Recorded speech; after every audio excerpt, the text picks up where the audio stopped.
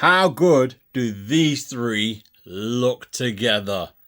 I think this collection has become absolutely epic.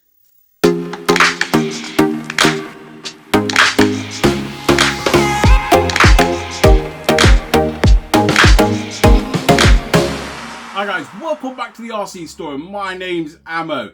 Check out what we got on the desk today. This is going back to 1965. This is the 1965 Chevy Impala. If you haven't seen our last Lowrider video, I'm going to put a link just up here in the corner. It's the 1963 Chevy Impala. That car got ran over, it was flattened, and I brought it back to life, and it's sitting here on the stand looking absolutely incredible. Now I want to give a huge shout out to Custom RC Lowriders. They are probably one of the best places to go to when you want to modify your redcat lowriders. Check out their website. I'll put a link in the description. Also their website scrolling across the bottom here. Check out everything they got, and if you want to put some sauce on your Chevy Impalas, check them out. Absolutely amazing. Now in this video we're going to do something a bit different. You may have seen my old video on my 1964 Chevy Impala Gold Digger Edition, which is sitting here, which is a drop top sitting here under a cover. Now as you know, that car is completely gold underneath. Absolutely amazing. You've also seen probably the 1963 Chevy Impala, this one here. This has now got a chrome chassis with all the gold engravings. So they're the two different types of colours of chassis you can buy when it comes to customizing. In this video, we're going to customize the 65 Chevy Impala. However, I was going to go two ways with this. I have seen loads of people paint the chassis. They've painted them like body color, etc., which I think looks absolutely fantastic. It looks real cool, real scale. But I wanted to do something different for you guys. I wanted to show you guys that you don't have to spend a lot of money when it comes to pimping these things up. So this has got a standard black chassis, as you can see. What we're going to do is literally work off the stock chassis. We are going to bling out the original stock chassis. We're going to put in all our metal arms in. We're going to change all the suspension on this. We are going to also then change the rear servo horns. We're going to get this thing bouncing better. And yeah, we're just going to trick this up a bit. So without further ado, let's get into this build. So now that we've got some experience from the 63 build, I think what I'm going to do is start off with the whole front end of this physical car. So what I'm going to do is pop the shell off. The shell's off. It is all on magnets. I'm going to start by changing out the bell crank. I have got a gold bell crank to go on this, just to make it look a bit different. And not only that, I had a spare one lying around. So I'm going to go for a gold bell crank. So I'm going to put that on. Once that's on, next thing I'm going to end up do is change the suspension up front. Get that changed. I'll change the upper wishbones. I have got some billet aluminium engraved wishbones to go on this. So I'm going to pop them on over the top. And then at the same time, we've got some engraving going on the C-hubs, etc. So I will get all that carried out and check back in with you guys. Now these are very simple to work on. A novice can work on these, just to show you guys. Very basic. And it doesn't take a lot, to be fair. So to remove, like the wishbone for example, you've just got a bolt there, one over on the back, that comes out and the wishbone's out. It's really basic to work on these. So I'm going to crack on. I'm going to get these off and I'll check back in with you guys once I've carried that out. So just a quick check in with you guys. The bell crank's all done, as you can see. The front suspension is on. And over here, you can see the aluminium upper wishbone. Just needs bolting on, but I've not bolted on for a reason. I'll explain why. You can see the C-hubs are all done. The lower arms are done. But like I said, they're not built at this time. However, this is just to show you guys that you don't have to go all out and spend serious cash. You can buy the chassis kit and literally dress the whole underneath up if you want to do that. So this is another option from Custom RC Lowriders. So I'm just giving you all the examples that are available from them. Now, one thing you do have to do is with these upper arms, they catch just here. So when you pop these on, And as they rise up, so once that's in location and they rise up, you'll see that they touch ever so just a little bit, couple of mil, ever so slightly just there. So what I'm going to have to do is trim the chassis out just there, and same there. I did that on that one there as well, which is the 63. So I'm going to do the same on here, just notch it out really quickly. Right, the front end's all done. The chassis has been cut out. Absolutely fantastic. There's no rubbing whatsoever. I do need to file it down just to get rid of some of the excess plastic. As you can see, it's just like sticking up just here from where it's just burnt a little from the Dremel. I'll clean that up. And coming across the back now, what I'm going to work on is removing the servo horns. So I've got to remove the servo, take the servo horns off, put my new servo horns on, which I've got here, which are the 2.5-inch servo horns. So they're going to go on.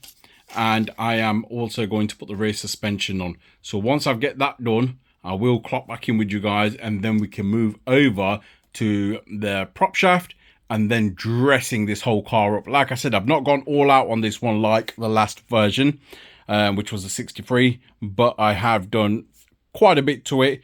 But it just shows what you guys can do to these on a budget. Now, looking at the servo here, I have put the stock servo back in. Right, so I've just notched the chassis out. It's not the cleanest of jobs. It could have been better. However, it's there or thereabouts, and it's good enough for me. You can probably just see it. I've done the whole notch all the way across, going over towards the top. There, this side needs filing down a little, but nevertheless, it's notched out. Suspension moves freely through there now. So next thing is to set the rear servos. Right, the servos are all set. They're set really nice, to be fair. I've managed to get this one pretty much perfect. Now what I'm going to do is install this prop shaft. This prop shaft is going to give me a bit of free play like a neutral gear. As you can see here where your prop shaft bolts go, it's elongated. So that's going to give some free play movement in this drive shaft. Now that ain't a good thing, like I said in the previous video, if you're running the car for argument's sake on a track car, etc., because the prop shaft will spin halfway before it engages. But on a lowrider, because we don't have a neutral gear, this is going to simulate that neutral gear, and it's going to give us some free play before the car moves, which will allow us to hop freely on standstill. So I'm just going to remove these grub screws, remove this prop out, and put the new prop shaft in. Right, prop shaft all installed. Let's start tricking this beast out. Right, the chassis dressing kit is complete. Let me know your thoughts, guys. Let me know what you think. Now, this was a totally different concept to what I've done with the other one. I'll show you the other one. The 63 is right next to it. Now, that's the 63. More in your face. Completely blingy. Absolutely amazing. But the 65, I've toned it down a little. But once again, still looks fantastic. It just shows that you ain't going to blow your budget to do something like this. So with the dress up kit, you do get things like this to dress up your trailing arms, etc. Where on this one, I've gone all out with Y-links, as you can see, and custom billet mounts. Where this one I've kept pretty stock. I have put some gold wheel nuts on this. But yes, let's spin it round and let's see what it looks like with the body on. And there you have it, guys. My 65 Chevy Impala is now complete. Now, these are 3 totally different builds that have been on the channel. This one wasn't a build. This one was a 1964 Gold Digger edition. As you can see, every single optional extra is on here. It's all in gold chrome, as you can see, all the way around. It's got Dayton wheels on there. The chassis is all completely gold.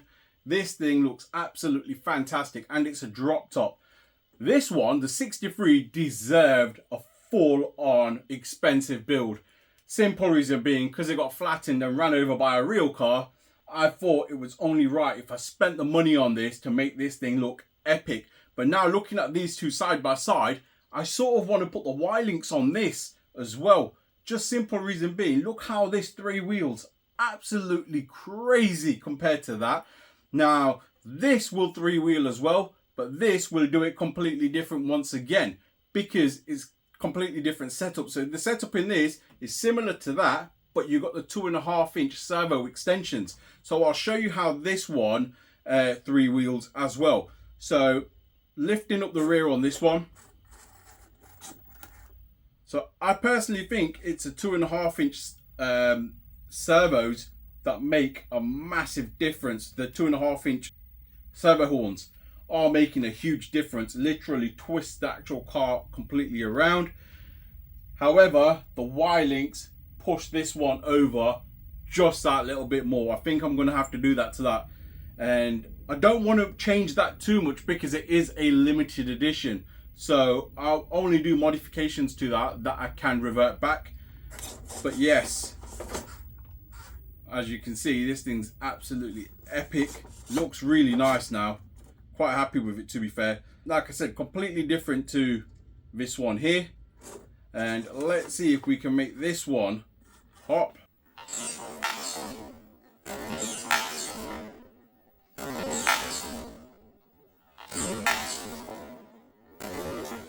Yes, it is hopping. It's hopping quite nice.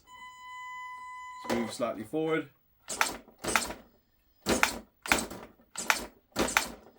Yes. Now, things that I've set up slightly different on this compared to when I did this originally, I have put the suspension at the front slightly higher. Simple reason being, this, when, if you look back at the video, it was bottoming out. So now we can actually use the suspension. I have corrected this one, and now it hops like it should.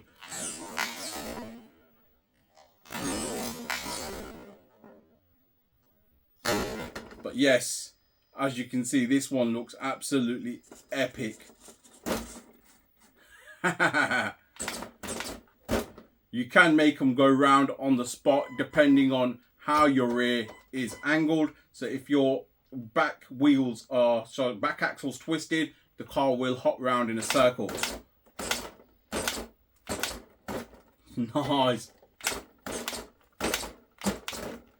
Now also with this, depending on your ride height, it's obviously going to give you different height hops because of the weight distribution on the back. So as you can see, I've lowered it and it's completely different. If I higher it, watch, it'll just smack the back bumper. Now, how cool does that look? It's just finding that right height. But what do you guys think? Let me know, which one is your favorite out of the three? Which one do you like? Do you like the 63 build that I went absolutely crazy on? I did the body, I did everything underneath as well. Or do you like the 65 build, which is very minimalistic? As you can see, I've not gone absolutely crazy on this in terms of body. I left the body pretty much standard. The only thing I did was put the Dayton center locks on. Other than that, it's pretty much standard. But then underneath, it looks absolutely crazy. Or do you like my Gold Digger edition? So the Gold Digger edition, as you can see, it's a drop top. Really, really nice once again. But it's all in gold. Look at that. So guys, let me know which one is your favorite out of the three. Which one did you like? Now, this build video I kept quite as short as possible, to be fair. Those of you that have already watched the 63 video, I didn't want to bore you with the same sort of stuff. However, if you haven't seen the 63 video, be sure to check that out. The full build is on the channel. But I kept this as short as possible. I wanted to show you guys the end product, as I did promise you guys that I am doing this up.